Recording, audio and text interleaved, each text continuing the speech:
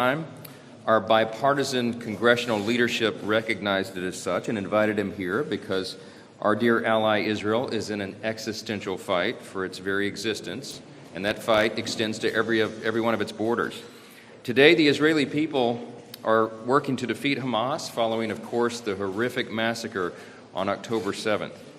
They're having to ward off Hezbollah in the north. They're having to respond to Houthi attacks in Tel Aviv. And they fended off a historic watershed direct attack from Iran itself, a regime that is allied with Russia and China. The threats Israel faces are not only kinetic. Jerusalem is also combating lawfare and information wars and double standards from the UN and the media. Today and every day, Americans must stand shoulder to shoulder with Israel in its great struggle. In this struggle, nearly 300 days after October 7th, our hearts remain with the 120 men and women, boys and girls who are still in captivity in Gaza. Adon, Iltai, Saji, Hirsch, Gadi, Judy, Omer, Keith, and so many others are being held deep in tunnels. We have not forgotten them or their families who so desperately want them home, and we, of course, do as well. Israel and the United States are united in our mission to bring them home, and I have full confidence that we will do just that. I have to say it's providential that the Prime Minister is here today after the 17th of Tammuz. It was nearly 2,000 years ago that the most powerful nation in the ancient world laid siege to Israel and destroyed Solomon's temple. But today, the most powerful nation in the modern world is standing with our Jewish friends and the Israeli government. I'm certainly eager, as we all are, to hear from the Prime Minister, and as we hope that this 17th of Tammuz marks the last time the Jewish people lament destruction so that they can live freely and securely in their ancestral homeland. I would defer to the Prime Minister for any remarks.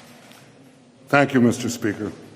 Speaker Johnson, you have shown great leadership along with the leaders of the Senate and the minority leader in the House. I appreciate the fact that you've invited me to address this great assembly, the world's greatest democracy.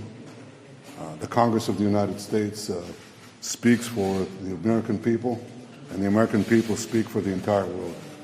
I very much value this opportunity to address this august forum. You said just now something that resonates throughout the ages. Almost 2,000 years ago, the Romans breached the walls of Jerusalem on this day, almost 2,000 years ago. Well, our enemies will not breach our walls today.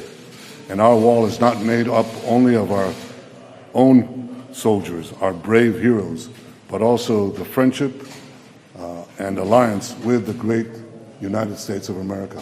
That is very much expressed here today, and I thank you for giving me this opportunity. And the people of Israel, thank you for giving us this opportunity to express our common alliance. Thank you, Mr. Speaker. Thank you so much. Thank you. Thank you very much. Mr. Prime Minister, what's your message to Democrats who are not attending your speech today? Sir, what's your reaction to Democrats boycotting your speech? Thanks, Press. Thanks, Press. Thank you.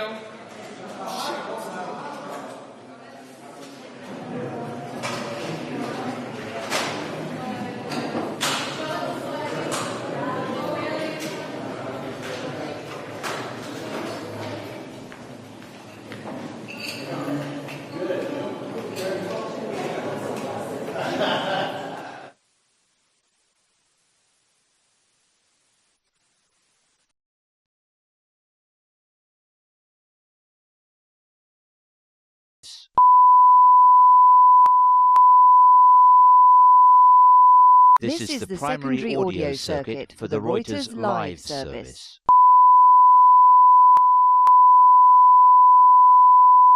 This is the primary audio circuit for the Reuters live service.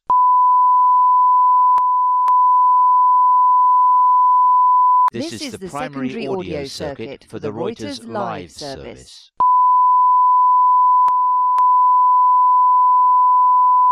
This is the primary audio circuit for the Reuters live service.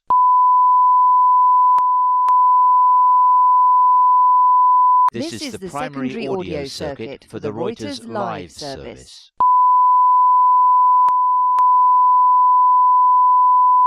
This is the primary audio circuit for the Reuters live service.